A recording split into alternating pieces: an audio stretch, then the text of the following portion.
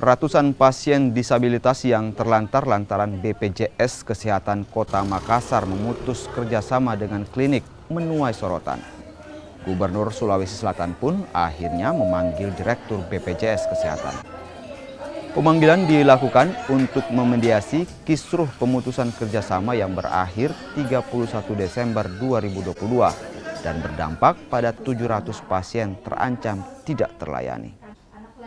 Ini kan besar Pak Gub, 700. Ya, 700 pasien per hari. Kita sudah Seperti komunikasi dengan tadi juga Pak anggota DPR juga tadi, dan kita akan pelajari ya, saya kan nanti nelpon ke Pak Direktur BPJS-nya ya, ada apa dan kenapa masalahnya, dan ini tentu segera.